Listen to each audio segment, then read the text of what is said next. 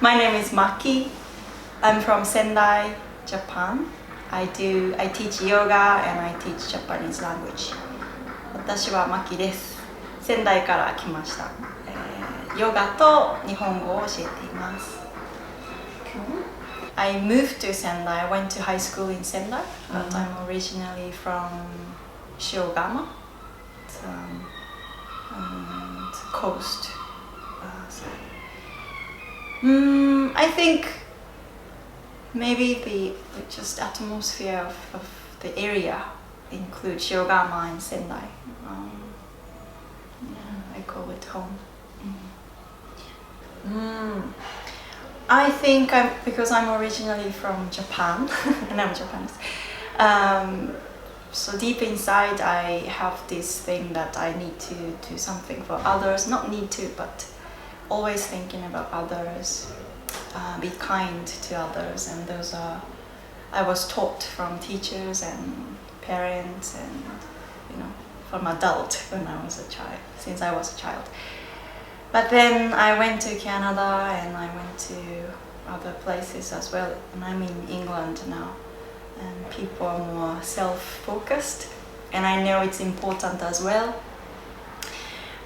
So I think it's more I'd like to live my life with a balance, thinking others as well as searching what's really important for myself,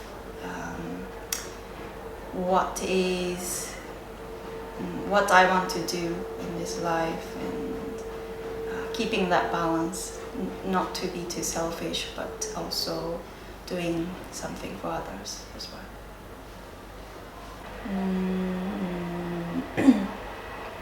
Simple things. These days I've been finding good food, good air, people smiling, all those things. Well, so people who live, people who are finding themselves, especially because I teach yoga, I like to see people being happier and happier by searching themselves, being more themselves, creates happiness. I like to see that transformation through yoga.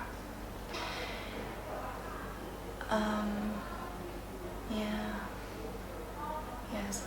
Well, I think that will be again. Thinking about others. It's just deep in myself because that's the culture of Japan. If I'm still like that, I think yes. But me doing yoga and teaching yoga, I've learned thinking for yourself, searching you is really important, and I am searching that still. I think it's getting better, but still I feel like, I'm so Japanese talking to people, and just like simple things. Let's say people ask what do you want for dinner, and then I go, what do you have, what do you want to cook, and that's I guess Japanese way, kind of respecting others. But I'm learning, being in a Western culture, I'm learning that people ask you because they really want to know what you want to eat. So it's okay to say, to be selfish a bit sometimes. But I think in general, our culture, especially Buddhism and Shinto cultures, I think we have this thing that live life that so that you don't regret at the end. So that's why be kind to others, be nice to yourself as well, but also do good, be nice to your parents, those things as well. It was only 10, not only 10, but a bit more than 10 students who went abroad to study. And my high school, it's a mega high school, it's a private high school, but more than, definitely one course had like 8,000 students in one course. And there are several courses in several grades. There were 3 grades, 3 campus in Sendai. So it was quite few people, few students who went abroad. But we were always in the same class. So we shared same value. English was something I wanted to study since I was a child. I think I remember it seems like there was a lady who came to my house to kind of sell English books. And I was 6 years old, and then I liked it, and I told my mom, like, I want to learn English. And then my mom took me to an English class, and since then I think I just fell into the culture, because language carries the culture. I really liked that my teacher called me like Maki instead of maki-chan or maki-san, or like otomo-san. Polite sometimes, but more friendly atmosphere, more open-minded, kind of free kind of energy or atmosphere in the class. I remember teacher gave me candies and I'm eating and taking a lesson, which never happens in Japan. And I was like, I love this. I think everyone just love creating something when you're a child, and I didn't want to lose that creativity. I think it was natural things for me to do, to make something. It happened to be photography, and in Canada I was kind of making earrings and rings and selling at the stores, and a bit of everything since I was a child. My sister has already 4 kids. And last year she built a house. With her husband.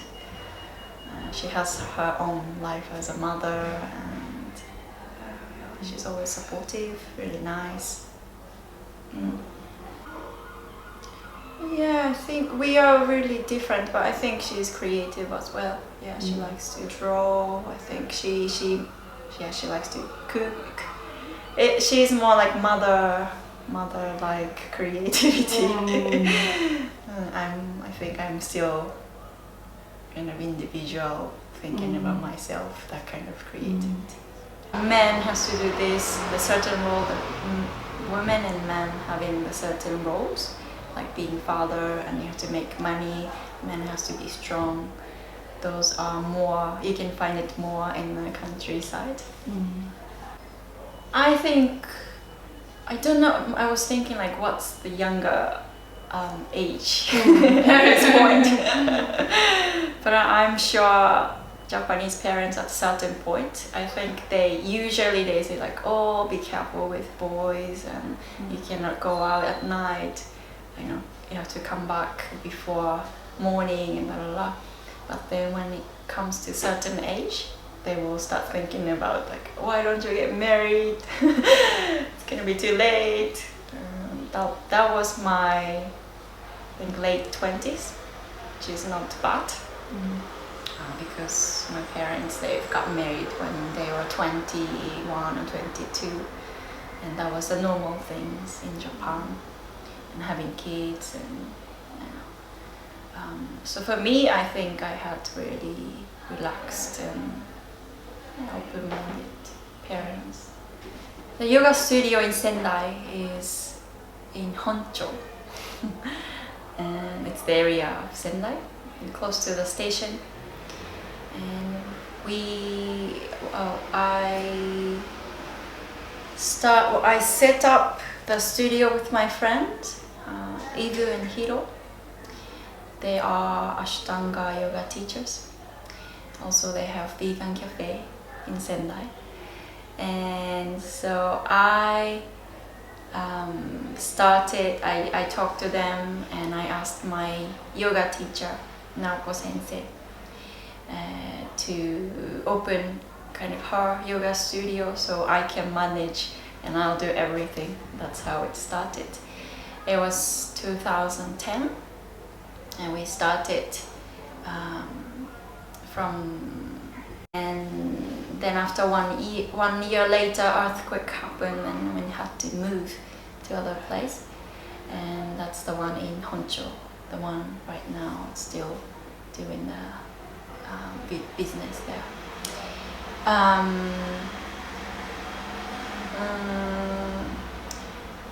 I started yoga when I was in Canada and with my friends. I went to Ashtanga yoga studio for the first time, and it was really nice. It's really famous studio, and it's called Downward Dog Yoga Studio in Toronto. And when I came back to Japan, I just wanted to take yoga classes, I think, but I couldn't find anything that I want to. It was, I cannot say that all of this yoga studio in Japan at the time was not good, because I never visited all of them, but mostly was, especially in Tohoku in Sendai. It was more for elderlies based and really slow. More like, I think it's more based on Japanese culture. You have to kind of like, you have to stretch, you have to breathe, and a lot of disciplines in the class. And it was not really what I wanted. I wanted to create more like a community class. People talk about things freely and talk about healthy food, talk about yoga and many other things. That's why we started the yoga class or yoga studio. We moved from one studio to the other because of earthquake. The building was okay, but I could see the cracks everywhere on the concrete walls and stairs, and it was not. So we moved to a new place, which is much bigger and closer to the station. That'll be 2014. So 2010, we moved to a new studio, and then I wanted to go out from Japan a bit for a bit, and then I visited my friend in Spain, who I met in Canada, and I came back, and she visited me the next year or the 2 years later, and then I don't remember which is first, but so back and forth, I went there, she came here, and I met Santi, my husband. He was my friend's friend. And that's 2013, I think, winter.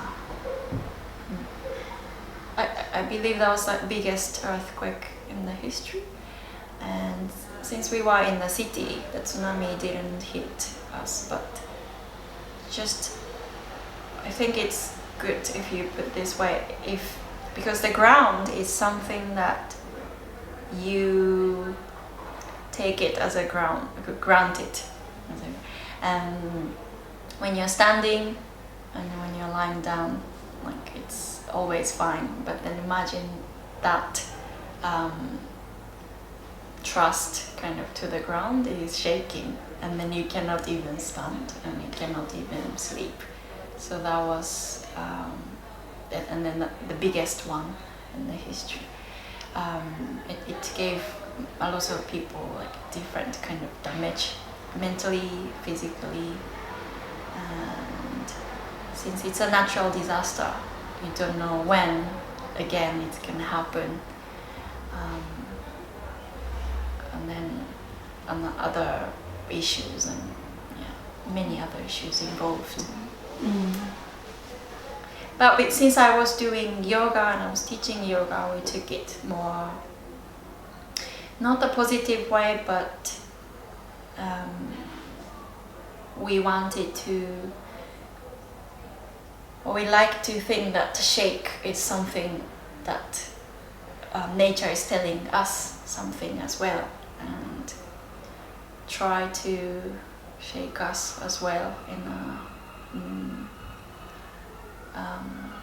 again, not a positive way, but like telling us something, to learn something.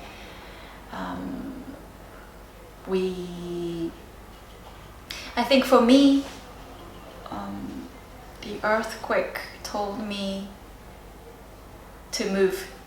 And I was in Japan for many years, but then after the earthquake I started feeling like maybe I want to do something different, even though I'm feeling comfortable at the time. I was feeling comfortable, but also wanted to do more, and it's okay. And it's kind of like earthquake is kicking my bum to do something somewhere. I think that was the reason. But still, I also felt the connection with the ground, with the land I lived in Japan. So, hitting by the earthquake, I found a bond between me and Japan as well as Japanese people and me.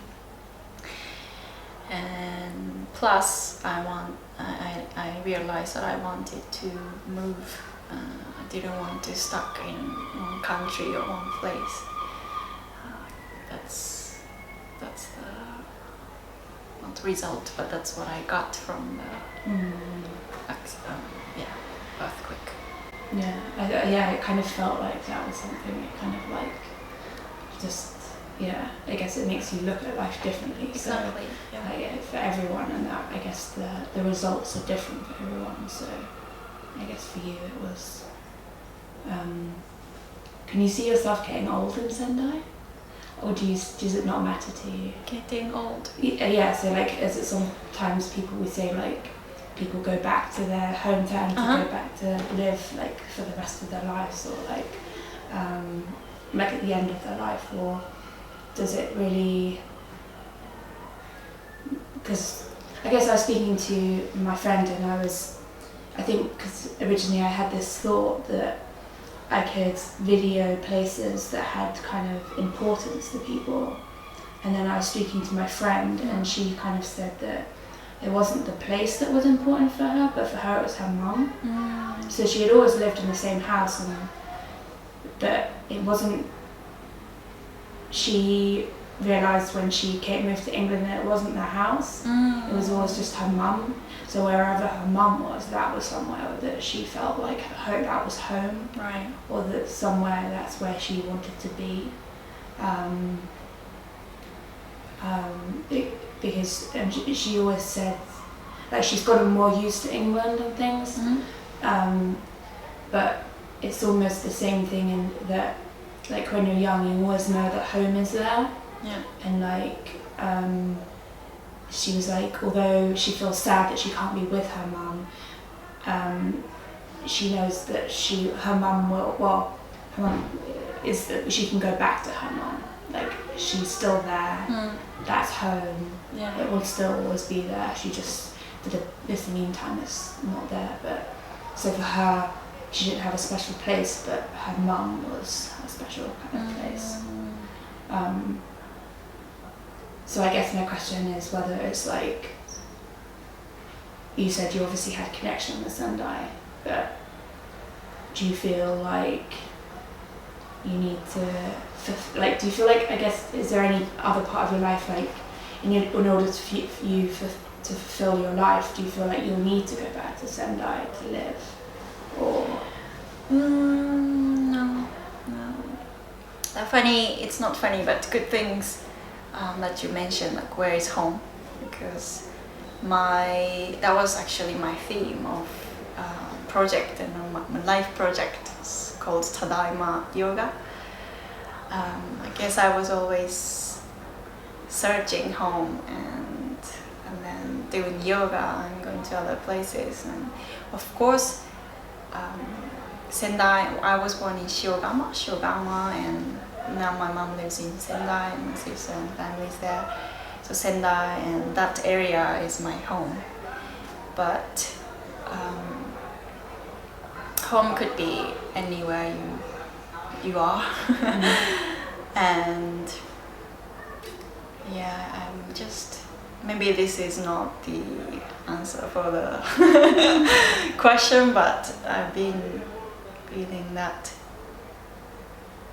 yeah, anywhere that, well, home is, because I'm doing yoga, home is like your body, and then yourself is the home.